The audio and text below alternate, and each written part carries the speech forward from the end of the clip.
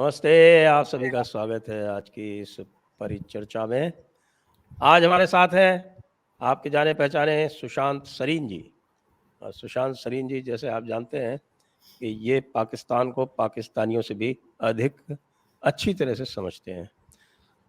तो सुशांत जी, क्या हो रहा है? सुना पाकिस्तान और तालिबान अब आमने-सामने लड़ने के लिए तैयार हैं, ऐसा पाकिस्तान कह रहा है? क्या पाकिस्तान अपनी 5वीं लड़ाई तालिबान से लड़कर और उससे हारेगा?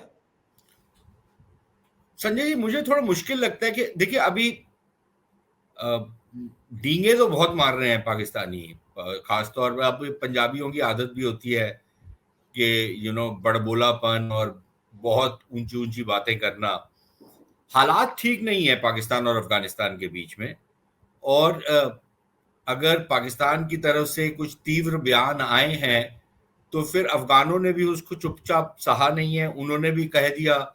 फॉर एग्जाम्पल, वो कल मैं देख रहा था कि जो इनके सेना अध्यक्ष, पाकिस्तानियों के सेना अध्यक्ष का जो बयान था, उसके ऊपर इन्होंने बोला है अपना, अफगानियों ने, कि भाई ये हमारा जो हमारा समझौता था अमेरिका के साथ दोहा में, वो तो अमेरिका के साथ था। आप कहाँ से बीच में आ गए इसमें?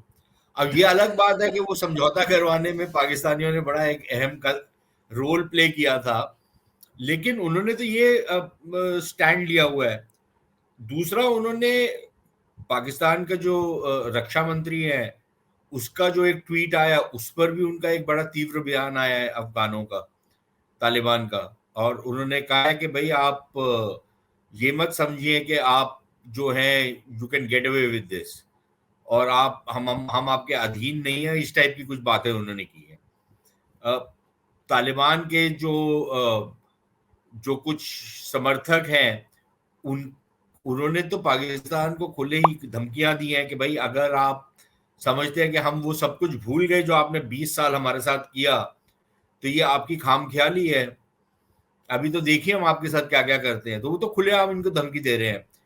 पाकिस्तान की तरफ चिंता बढ़ती जा रही है कि यार ये तो मामला जो है, ये हम तो सोच रहे थे कि इसको we can play with it, लेकिन हम इसके साथ खेल नहीं सकते। अब प्रॉब्लम ये है कि हम ना युद्ध लड़ सकते हैं और ना इसको झेल सकते हैं।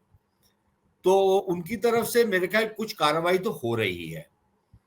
आप उसको मान लीजिए कि एक एक तरीके का एक अप्रत्यक्ष युद्ध तो चल रहा है, क्योंकि उसमें कई इस तरीके की खबरें आई हैं कि अफगानिस्तान के अंदर जो तालिबान के कमांडर थे, तहरीक तालिबान पाकिस्तान के, उनका एक बहुत सस्पिशियस सर्कमस्टांसेस में कत्ल हो रहा है। कोई बम फट जाता है, कुछ ना कुछ हो रहा है। तो कई लोगों का मानना ये है कि ये पाकिस्तानी ही इसके पीछे हैं। कुछ शायद उनके स्पेशल फोर्सेस के ऑपरेशंस भी हुए हैं। अफगानों ने अभी तक इसकी पुष्टि नहीं की, और वो शायद इसको कालीन के नीचे दबाने की कोशिश कर रहे हैं, लेकिन ये कभी ना कभी तो ये बात फटेगी। तो हालात अच्छे नहीं हैं, और मुझे नहीं लगता कि अफगानों के पास भी ये ऑप्शन है कि वो तहरीक तालिबान को बिल्कुल ही एक लिहाज से पाकिस्तान के हत्थे चढ़ने दें। और उसके दो तीन कारण हैं। एक कारण तो ये है कि उनको ये डर है कि अगर टीटीपी वाले जो हैं वो आईएस वालों के साथ मिल जाते हैं, तो फिर हालात अफगानिस्तान के अंदर और ज्यादा खराब हो जाएंगे। दूसरा, कि अगर उनको इनकी जरूरत इसलिए भी है कि जो अफगानिस्तान के अंदर उन्होंने अगर अपना वर्चस्व बना के रखना है, तो उसके लिए उनको मैन पावर की जरूरत होती है। वो पाकिस्तान में काफी है मैन पावर। तीसरी चीज ये है कि अगर पाकिस्तान की जो सरकार है उसके साथ भी कोई लीवरेज रखनी है, तो उसमें भी टीटीपी बड़ी यूजफुल साबित होती है। चौथा, आइडियोलॉजिकल रीजन है कि भाई अगर आपकी आइडियोलॉजी वो वाली है जो तालिबान की है, तो फिर आप इनको कैसे त्याग सकते हैं? आपको इनको अपने साथ रखना है, और उस आइडियोलॉजी को अगर फैलना है तो पाकिस्तान से अच्छी क्या जगह हो सकती है? पाकिस्तान तो कहता भी है हम इस्लामी मुल्क हैं और हमने शरिया वगैरह सब कुछ लागू कर रखी है। तो ये कहते हैं कि भाई शरिया को हम थोड़ी और अच्छी तरीके से लागू करवा देते हैं आपके यहाँ पर। वो पाकिस्तानियों की फट जाती है उसमें ये सुनते ही, क्योंकि वो तो जो पंजाबियों की आदत है, पाकिस्तानी पंजाबियों की, वो तो दोगलापन करते हैं ये शरिया वरिया का, अपनी लाइफस्टाइल पे तो उसका कोई असर नहीं पड़ने देते। तो मेरे ख्याल कई सारे कारण हैं जिसके तहत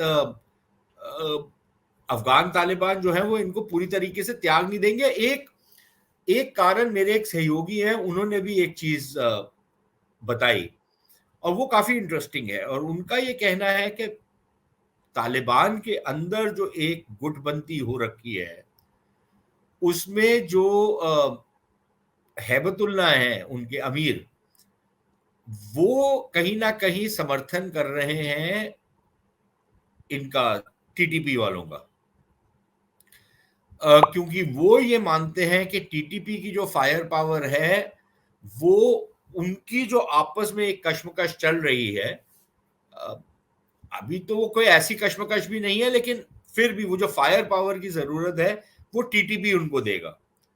तो ये एक और ये एक फैक्टर भी शायद हो सकता है। तो मेरे ख्याल कई सारे रीजंस हैं जिसके करके वो इनको त्यागेंगे नहीं, और वो अगर टीटीपी को नहीं छोड़ते और उनका समर्थन जारी रखते हैं तो पाकिस्तान के लिए बहुत सारी दुश्वारियां हो जाती हैं, और फिर उनके लिए चॉइस क्या है? क्या वो अफगानिस्तान के अंदर फौजें भेजेंगे? नहीं भेज सकते। क्या वो चुप करके सहेंगे? वो नहीं सह सकते। तो कुछ छोटा मोटा करेंगे, लेकिन ये फिर वही वाला वॉर ऑफ एट्रिशन जो 20 साल पहले अमेरिका ने किया और फिर मुंह की खानी पड़ी, और अब पाकिस्तानी करेंगे और मुंह की खाएंगे। तो मेरे ख्याल इस पे हमारे को भी नजर रखनी चाहिए, क्योंकि हालात हैं तो हमारे ही रीजन में, अगर ये बद से बदतर होते हैं कुछ तो हमको शॉर्ट मीडियम टर्म में तो फायदा होगा इसका काफी, लेकिन लॉन्ग टर्म में ये कोई बहुत अच्छा ट्रेंड नहीं है हमारे लिए भी। जी, हमारे लिए क्या नुकसान है संजय जी? हमारे लिए नुकसान ये है कि देखिए, अगर आपका जो मेन एनिमी है, हमारे तो दो हैं, लेकिन एक जो वेस्टर्न साइड पे हमारा एनिमी है पाकिस्तान, दुश्मन कमजोर हो और लड़खड़ाता रहे, वो तो हमारे हित में है, लेकिन वो टोटली एक लिहाज से खत्म हो जाए तो वो जो इंस्टेबिलिटी है उससे वो हमारे ऊपर भी आएगी ना। इंस्टेबिलिटी से तो नहीं हम बच पाएंगे।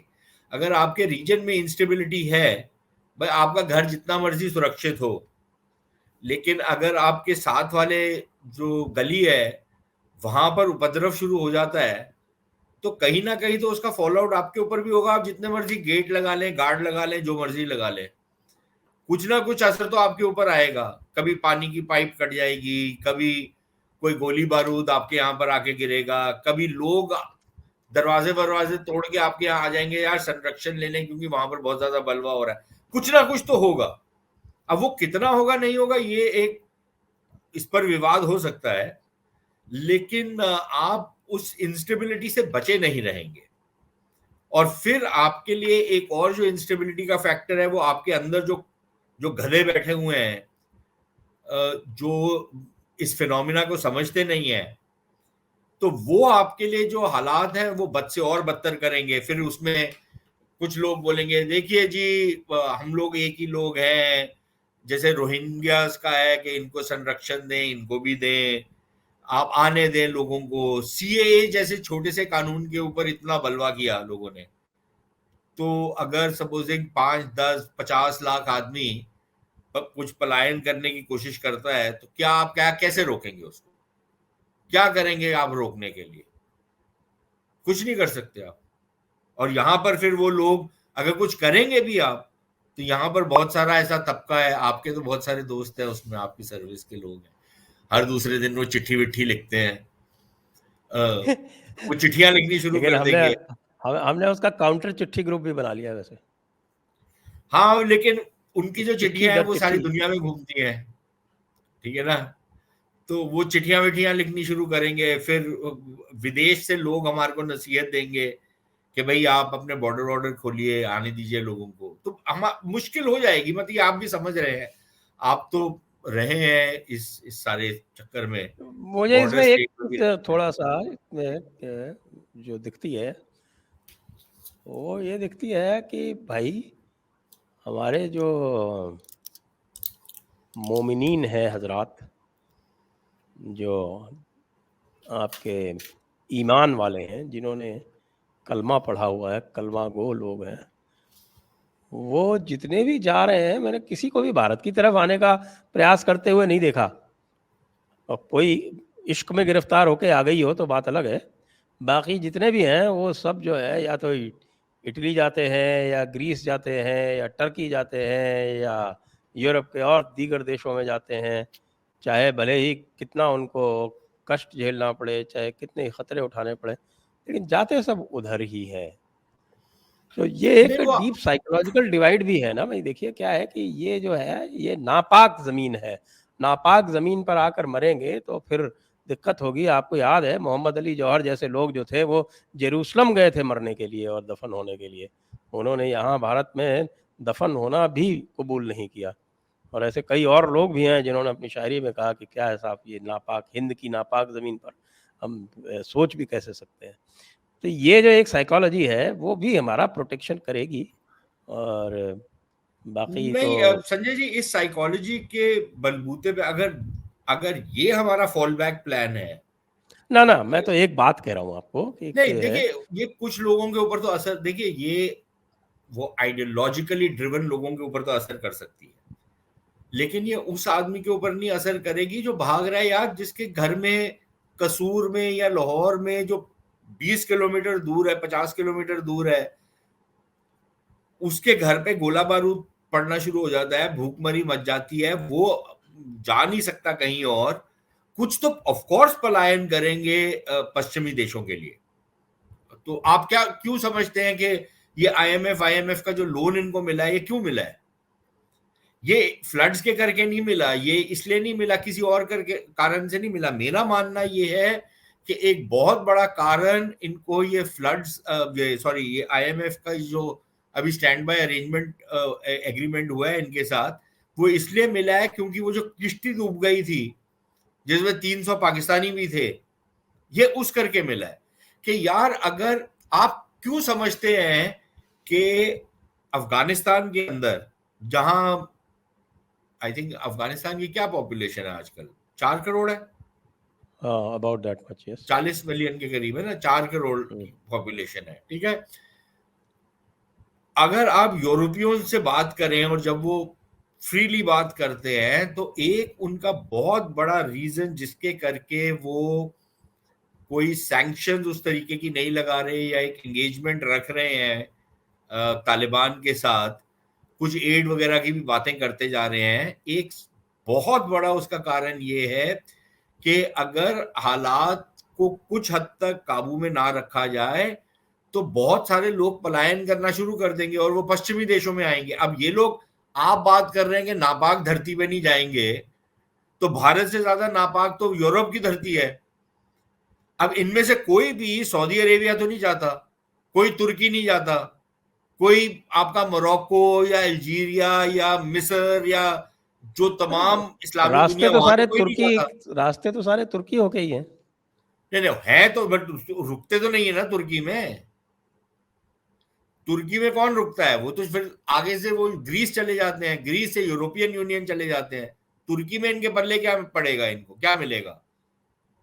ठीक है ना, तुर्क भी तो इनको वैसे ही ट्रीट वो करते इनका हैं, गंद दौरे की तरह खिलाफा ट्रीट है ना, करते हैं। उसके ऊपर वापस कब्जा करना इनका अहद है।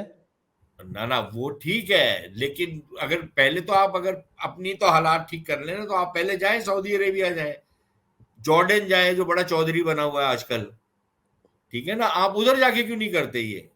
क्योंकि that's like jumping from the frying pan into the fire. तो जाते ही ये वहां पर है, उसी करके वो यहां पर भी आएंगे। लेकिन जो मैं आपसे अर्ज कर रहा था कि यूरोपियन यूनियन का जो एक बहुत बड़ा रीजन है इनके साथ एंगेज रहने का, वो ये है कि अगर हालात बद से बदतर हो गए तो फिर ये बहुत सारे लोग और पलायन करेंगे हमारी तरफ, हम कैसे रोकेंगे इनको? तो इससे अच्छा ये है कि थोड़े से पैसे टुकड़े वुकड़े फेंकते रहो इनकी तरफ, इनको वहीं पे रहने दो, ठीक है। यही चीज यहां पर भी हो रही है पाकिस्तान के साथ कि यार ये तो वो तो 40 करोड़ के हैं, ये तो 24 करोड़ है, वो 4 करोड़ है, 24 करोड़ है, 25 करोड़। अब इसमें से सबके सब यूरोप तो नहीं जा सकते, तो कुछ ना कुछ तो यहां पर आएगा। यहां मेरे मानने में तो 10 भी आदमी आ जाए तो बहुत ज्यादा है और बहुत गंद फैलाएंगे, लेकिन अगर 10,000 आ गए फिर, और अगर 10 लाख आ गए फिर क्या करेंगे आप? कैसे रोकेंगे उसको? तो ये वाला जो है ना कि आइडियोलॉजिकल वाले बेशक ना आए, लेकिन बल्क ऑफ द पॉपुलेशन तो नॉन आइडियोलॉजिकल है ना, उसके अंदर नफरत भरी होगी भारत के खिलाफ, हिंदू की नफरत भरी होगी, उसके उसके जहन के अंदर वो बसी होगी, लेकिन वो अभी नफरत के करके नहीं आ रहा, वो आ रहा है अपने मोमिनों से भागते हुए, अपने आप को बचाने के लिए। उसको कैसे रोकेंगे? ये देखिए, मैं ये नहीं कह रहा कि ये होगा। वो बॉर्डर फेंसिंग क्या करेगी फिर? बॉर्डर फेंसिंग तो कुछ नहीं करेगी, बॉर्डर फेंसिंग तो एक धक्का और दो वाला सिस्टम है उसका। तो वो जो कम्युनिस्टों के नारे थे वो ठीक है, अगर 5, 7, 10 आदमी आ रहे हैं तो उसके लिए तो ठीक है, अगर 10,000 आदमी आ रहा है फिर नहीं ठीक ना। वो फिर क्या करेगी? आप गोली भी चला लेंगे, कितनी गोली चलाएंगे, कितना वो मारेंगे, और दुनिया क्या बोलेगी उस समय? फिर या तो आप ये बोले दुनिया को, आप बोले ठेंगा दिखा दें आप, वो आप दिखाएंगे नहीं क्योंकि आप विश्व गुरु हैं। हाँ, अभी तक तो कोई ऐसा दिखाया नहीं इन्होंने, तो दुनिया की हाँ, तो ज्यादा वो सुनते हैं, अपने खुद भाई, के वोटर्स की कम सुनते हैं। हाँ, तो विश्व गुरु है ना आप, इसलिए तो कैसे दिखाएंगे आप? तो वो बहुत, so what I am trying to say is कि पेचीदगियां हैं। आई एम नॉट सेइंग कि ये होगा ही होगा, लेकिन ये एक काफी रियल संभावना बन चुकी है। और संजय जी, मैं आपको एक और चीज बताऊं, ये मैं कोई अपनी वो नहीं कर रहा, लेकिन ये 1999 2000 की बात है। पाकिस्तान में हालात काफी खराब हो गए थे, इतने खराब नहीं होते जितने अब हुए हैं, लेकिन काफी खराब हो गए थे न्यूक्लियर एक्सप्लोजन वगैरह के बाद। और मुझे याद है उस जमाने में भी मेरी एसोसिएशन थी ऑब्जर्वर रिसर्च फाउंडेशन के साथ, और ऑब्जर्वर रिसर्च फाउंडेशन के जो उस समय चेयरमैन होते थे एक बहुत ही इंटरेस्टिंग और महान व्यक्ति थे, आर के मिश्रा। आपके राजस्थान से ही थे, आप शायद जानते होंगे। तो मिश्रा जी जो थे, वो उनकी बड़ी शफकत थी मेरे ऊपर, वो काफी मतलब हमारे, he was like a mentor. तो एक दिन हम लोग बैठे हुए थे, न्यूक्लियर टेस्ट वगैरह हो चुके थे, उस समय कुछ बात हुई, और उस पर्टिकुलर ओकेजन पे 4-5 और लोग थे, जिसमें कुछ सीनियर अफसर और कुछ एक दो मेंबर्स ऑफ पार्लियामेंट भी थे। और मैं ये 1999 या 2000 की बात कर रहा हूँ, 2001 भी हो सकता है शायद। और मैंने उस समय यही बोला था कि देखिए, एक टाइम ये आ सकता है कि इस तरीके की चीज होगी। आंसर मोर और लेस वही था जो आपका था, कि भारत क्यों आएंगे भाई, यहां पर तो बड़ा आइडियोलॉजिकल प्रॉब्लम्स है, नफरत है, ये है वो है, वो हिंदुस्तान क्यों आएंगे? हिंदुस्तान कोई नहीं आएगा। और आज भी हम यही अगर बात कर रहे हैं, तो मेरे ख्याल हमारे को थोड़ा सा डिफरेंट तरीके से सोचना चाहिए कि अगर ये एक संभावना है तो इसको काउंटर करने के लिए हमको क्या करना पड़ेगा। ये अभी से सोचना शुरू करेंगे, अगर ना हो तो कोई कुछ करने की जरूरत नहीं है, लेकिन अगर हो जाए तो कुछ तो प्लान आपके पास है ना हाथ में, कुछ तो आपने सोचा हुआ है इसके बारे में, नहीं तो उस समय फिर आप you will run around like headless chickens.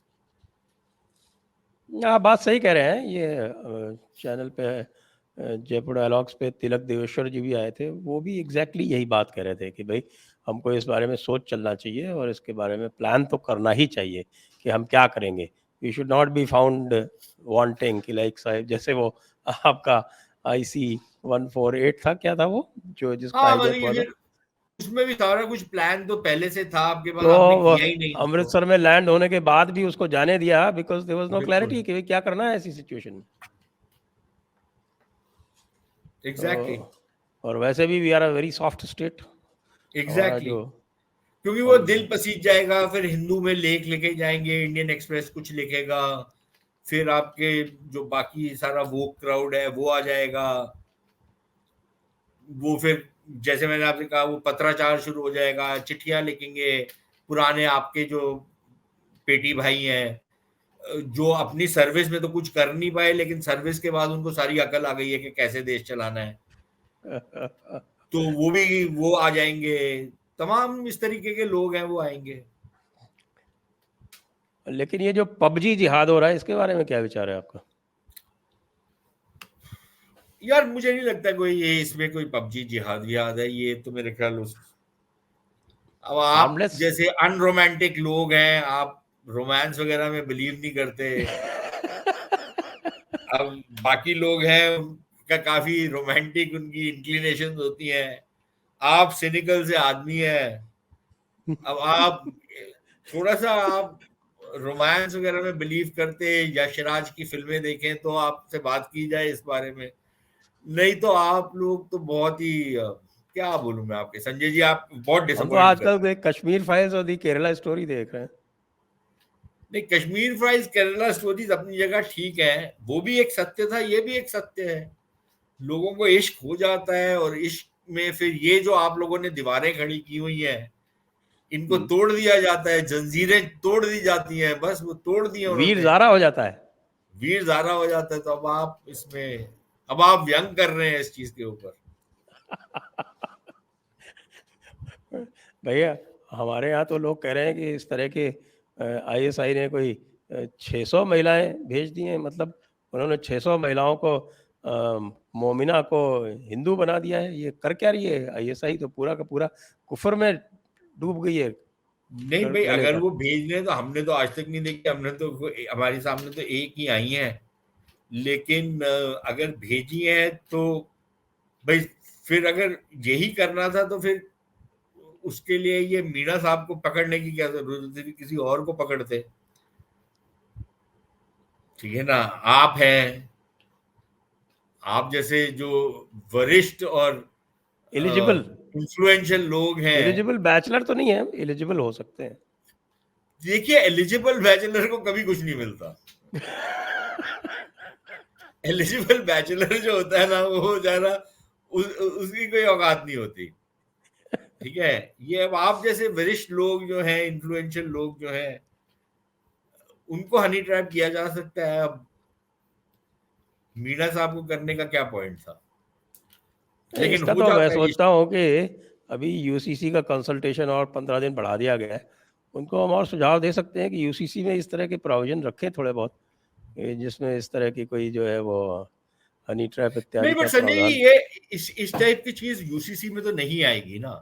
UCC तो मेरे ख्याल उसका एक अपना रीजन और लॉजिक जरूर है, और मैं तो मानता हूँ कि वो एक अच्छा आइडिया है। अब वो यूसीसी के ऊपर एक दुष्प्रचार बना हुआ है, वो कोई हिंदू कोड ऑफ कॉन्डक्ट थोड़ी है, हिंदू रिलीजियस बिल थोड़ी है, that's a uniform civil code.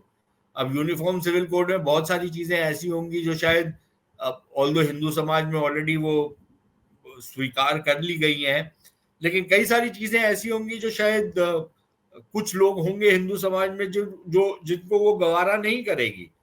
For example taxation laws वगैरह जो हैं एचयूएफ वाले, उस पर हो सकता है कुछ ना कुछ ऑब्वियसली चेंजेस आएंगे।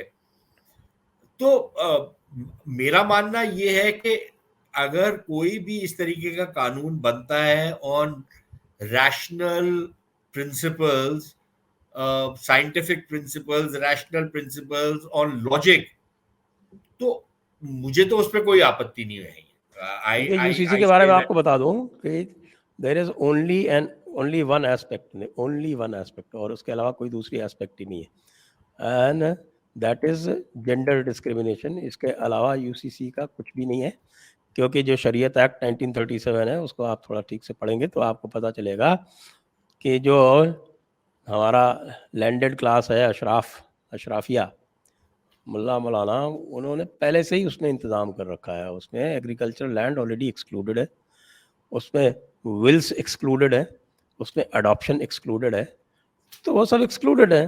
अडॉप्शन वैसे भी ये सुप्रीम कोर्ट का जजमेंट है, और सुप्रीम कोर्ट का जजमेंट कहता है कि कोई भी मुस्लिम लेडी उसको अगर अडॉप्शन करना है तो वो जुवेनाइल जस्टिस एक्ट में कर सकती है, it doesn't have to do under personal law, क्योंकि वो जो है नॉन ऑब्स्टेंटेड क्लॉज है उसके अंदर। तो ये जितनी भी बातें हैं वो सब बेकार की हैं, केवल और केवल जेंडर जस्टिस का मामला है, नहीं, बट केवल और इनहेरिटेंस केवल जेंडर जस्टिस का, कि नहीं नहीं, whether but Sanjay ji, women have inheritance में equal right to divorce, whether women have equal right to property, whether women have equal right to guardianship, and जैसे मैंने बताया अडॉप्शन तो ऑलरेडी नहीं, बट एक्सक्लूडेड है। इनहेरिटेंस में क्या है? देखिए इनहेरिटेंस में 1937 से पहले most Muslim communities used to follow the Hindu law, और इनहेरिटेंस में भी एग्रीकल्चर लैंड उसमें एक्सक्लूडेड है। आप उसका सेक्शन 2 पढ़िए, जो एग्रीकल्चरल लैंड है वो एक्सक्लूडेड है ऑलरेडी। तो excluded agriculture land forms 90% of the land, और जो अर्बन लैंड है वो, देखिए शरीयत में वसीयत का कोई प्रावधान नहीं है। The only वसीयत और will you can do is to gift it to charity और वक्फ, वो 5% तक या 7% तक इस तरह का कोई प्रावधान है कि आप उसको विल करके दे सकते हैं। बाकी जो है अदरवाइज उसमें वसीयत का प्रावधान नहीं है, लेकिन वसीयत को उसमें एक्सक्लूड कर रखा है। आप देखिए उसका सेक्शन 3 जो है क्या कहता है। नहीं नहीं, बट तो सपोजिंग somebody wants to कोई अपनी सेल्फ अर्न प्रॉपर्टी को विल करना चाहता है सिर्फ एक बच्चे को, तो कर फिर सकता है। और अगर वो इंटेस्टे मर जाता है फिर इंटेस्टेट मरेगा तो शरीयत लॉ लागू होगा। नहीं, तो उसका क्या मतलब है? फिर उसमें क्या होगा? उसमें तो बड़े अजीब अजीब प्रावधान है ना, फिर वो हाँ, तो वही उस तो पे मैं बोल रहा हूँ, तो वो बच्चों को ठीक नहीं हो जाएगा, उसके दादा को भी जाएगा, उसके नहीं नहीं, भाइयों को भी जाएगा। वो तो हमारे यहाँ पर भी वही है। हम्म, वो तो हमारे यहाँ पर भी वही है कि अगर आप इंटेस्टे मरते हैं तो आपकी अगर विडोड मदर हैं उनको मिलेगा, फिर उनके जो लीगल एयर्स हैं उनको मिलेगा, और वो पता नहीं कितना डिवाइड हो जाएगा। वो तो it's pretty illogical even in our inheritance laws. तो अगर उसको एक यूनिफॉर्मिटी ले आई जाए, और लेकिन ये एग्रीकल्चरल लैंड पे क्या है, you can't give it to your daughters. Agriculture land में अब हिंदू लॉ में तो चेंज हो गया। हिंदू लॉ में पहले डॉटर को नहीं था 2005 से पहले, हाँ, 2005 के बाद तो डॉटर्स भी इंक्लूडेड है उसके अंदर। और मुस्लिम्स में क्या है? मुस्लिम लॉज जो है उसमें कुछ भी डिफाइंड नहीं है, इट इज हैप्पी एनर्की। हाँ, क्योंकि वहां पर तो एग्रीकल्चरल लैंड था ही तो नहीं ये ना। That needs to be codified ना, यही तो बात हो रही ना, उसको भी हाँ, तो भाई कोडिफाई तो कर रहे उसको हैं वो। कोडिफाई कर दिया जाए, और अगर वो रैशनल प्रिंसिपल्स पे है तो मुझे नहीं लगता कि उस पर it's not Hindu code bill which is going to be implemented, it's a no uniform no code bill. Certainly not. देखिए हाँ, जो तो फिर इनके जो बैकवर्ड कम्युनिटीज ने, जो इनके जो ऑर्गेनाइजेशंस हैं, दे ऑलरेडी सपोर्टेड यूसीसी। ये तो हाँ, अब हमारे क्या प्रॉब्लम क्या है कि जब मुसलमान की बात आती है तो ये सिर्फ जो है वो अशराफ मुल्ला मौलाना की जो चिल्लाहट होती है, हमारी जो चैनल्स हैं उस पे भी वही मुल्ला मौलाना दाढ़ी वाले और जो उनका अशराफिया है वही आता है। जो 90% कम्युनिटी है उसको कोई वॉइस देते नहीं। हमारे जो पॉलिटिकल जो लोग हैं वो भी उन्हीं की सुनते हैं। ये प्रॉब्लम है ना यहाँ पे। एनीवे चलो थोड़ा यूसीसी से थोड़ा सा हटते हैं। अब वापस थोड़ा सा जियो पॉलिटिक्स का आपसे दर्शन लेते हैं। अभी जो डिफेंस डील्स हुई हैं उसके बारे में क्या सोचते हैं आप अमेरिका और फ्रांस से? संजय जी, जो फ्रांस से भी जो डिफेंस डील हुई है, आज जो आया है अखबारों में, वो तो ये है कि अभी ना तो वो सबमरीन वाली डील फाइनलाइज हुई है और ना ही वो एयरक्राफ्ट वाली हुई है। शायद वो हो जाएगी, may be it's a little premature. वो ऑब्वियसली बातचीत तो चल रही है, शॉर्टलिस्ट भी शायद कर लिया होगा।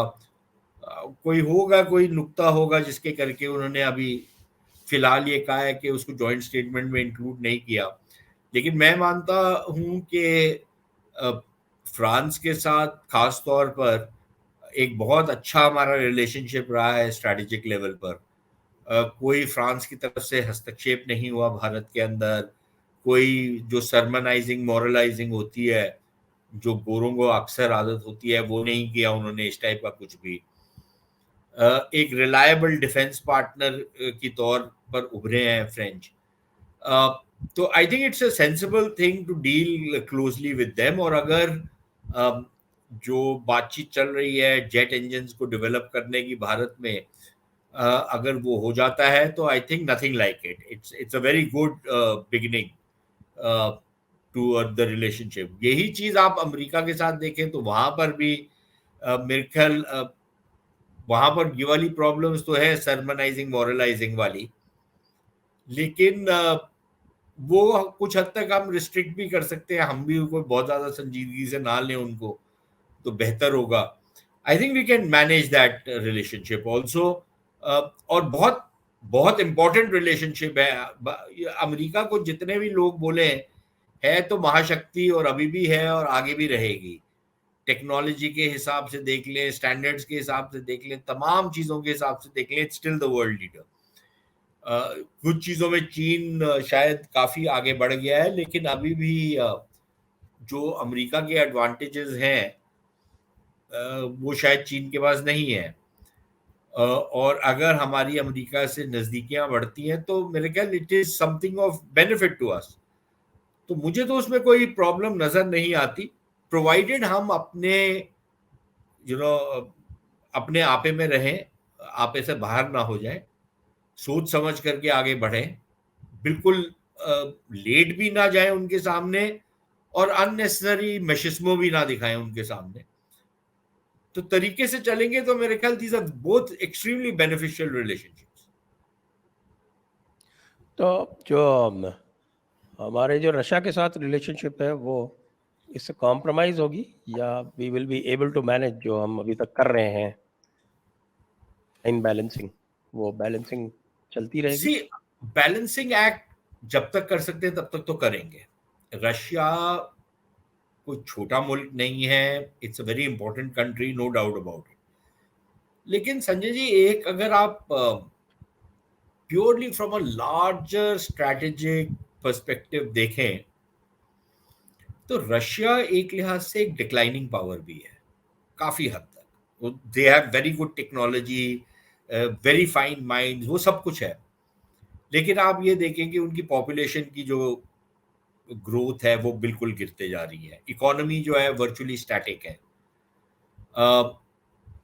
It's a very resource rich country, तो उस लिहाज से उसकी एक बहुत ज्यादा अहमियत है।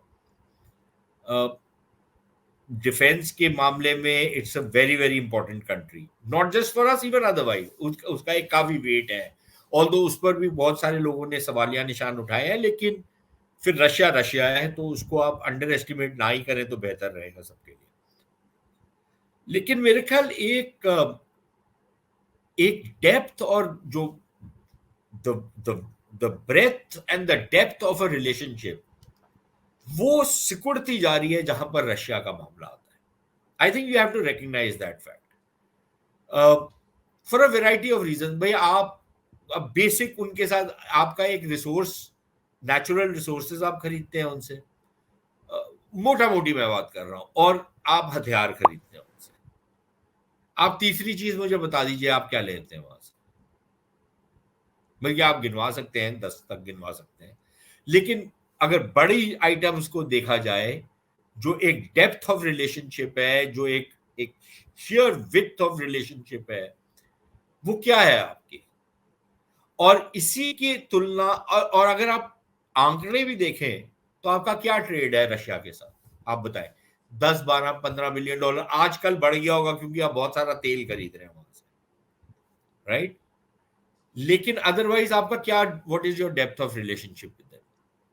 ऑन द अदर हैंड आप अमेरिका के साथ देखिए, अगर आप 150 बिलियन का ट्रेड कर रहे हैं अमेरिका के साथ, 180 180 whatever the latest figures are। Europe को साथ देख लीजिए आप, अमेरिका, यूरोप और मिडिल ईस्ट को जोड़ लीजिए, हमारी यूएई, सऊदी अरेबिया और ये तमाम जो है, जिधर जिधर हमारी काफी अब इनरोड्स हमने की हैं, आप उस रिलेशनशिप को देख लीजिए और आप रशिया के रिलेशनशिप को देख लीजिए, इसकी आप तुलना कर लीजिए, just see how it stacks up, आपको पता लग जाएगा ट्रैजेक्टरी क्या है। उसका मतलब ये नहीं है कि हम रशिया को बोल रहे हैं कि यार अब तू जा, भाड़ में जा, नो, नॉट नेसेसरी, हम रखेंगे वो रिलेशनशिप, लेकिन दुनिया भी ये को भी ये देखना चाहिए कि यार लुक एट, आप एक छोटे से यूक्रेन को लेके आप उंगल देते जा रहे हैं हमारे को, क्यों? आप बाकी चीजें देखिए ना, हमारा क्या है उनके साथ और आपके साथ क्या है।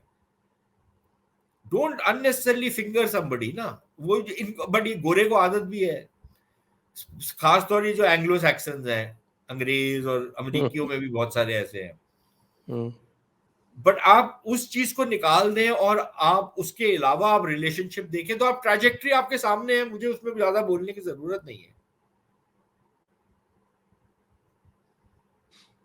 आइए चाइना की बात करते हैं। चाइना को आप कैसे देखते हैं? चाइना की भी डेमोग्राफी जो है वो कोलैप्स की सिचुएशन में आ गई है, in spite of their best efforts. अब तो वो 3 के लिए भी इंसेंटिव दे रहे हैं कि 3 पैदा करो, लेकिन अब सिचुएशन क्या आ गई है कि आप कोई भी इंसेंटिव करो, लोग 1 से ज़्यादा नहीं पैदा करने के में, और इकोनॉमी भी जो है उसकी भी हालत ख़राब है। नहीं देखिए, इसमें अब थोड़ा सा हमारे को ना, ये इकोनॉमी में उनकी जो हालत खराब है, मैं इसलिए कई 15-20 साल से मैं सुनते आ रहा हूँ, हर साल लोग यही कहते हैं। वो आपके यहाँ पर एक कहावत है ना, हाथी मर भी गया तो 1.25 लाख का है, या क्या है ना वो। तो चीन का हालत वो है। देखिए, चीन को अंडर एस्टिमेट ना करें तो बेहतर है हमारे लिए। हाँ, उनकी वो डेमोग्राफी की प्रॉब्लम है और वो रहेगी। जो इन्होंने अपनी डेमोग्राफी के साथ किया है उसको अब आप देखिए, जैसे जैसे हालात बेहतर होते हैं तो लोग वैसे ही बच्चे कम करते हैं, ये तो दुनिया भर में होता है ना। और जैसे जैसे चीन ने तरक्की की है, तो अगर वो ना भी रखते हो 1 चाइल्ड पॉलिसी, तो वैसे ही जो लॉजिक ऑफ डेवलपमेंट है कि औरतें भी काम कर रही हैं, आदमी भी काम कर रहे हैं, टाइम नहीं है वगैरह वगैरह, तो कोई भी 5-5 बच्चे करेगा ही नहीं इन एनी केस। हमारे यहाँ पर आप देख लेना, बहुत सारा एक बहुत बड़ा तबका अब ऐसा है, बहुत बड़ा, I would go to the extent of saying probably majority of the population 1 या 2 बच्चे करते हैं, because you can't afford more kids, right. तो ये चीन में तो ये होना ही था ना। जो अब जिस लेवल पर वो अभी पहुंच गए हैं, उस लेवल पर अब आप ये नहीं फोर्स कर सकते कि आप बच्चे ज्यादा पैदा करें। इनफैक्ट उसका एक नेगेटिव असर पड़ेगा, वो पॉजिटिव असर नहीं पड़ेगा उनकी इकोनॉमी के ऊपर। तो वो अब एक तरीके का प्लेटूइंग हो गई है उनकी, जो ये मेरा मानना है। लेकिन साथ ही साथ ये जो हम उनकी इकोनॉमी को अंडर एस्टिमेट करते हैं कि जी बहुत, भाई पहले 9% में ग्रो कर रहे थे, अब 4% पे आ गए, ठीक है, but 4% of a 14 trillion economy, तो आप उस हिसाब से देखें ना। वो 14 ट्रिलियन भी ओवर हाइप्ड है शायद। नहीं संजय जी, इतनी भी ओवर हाइप नहीं है वो। अगर इतनी ओवर हाइप्ड होती तो पता लग जाता। उसमें चलिए 14 ओवर हाइप्ड है, 12 होगी। अब आप ये तो नहीं कह सकते वो 3 पे है।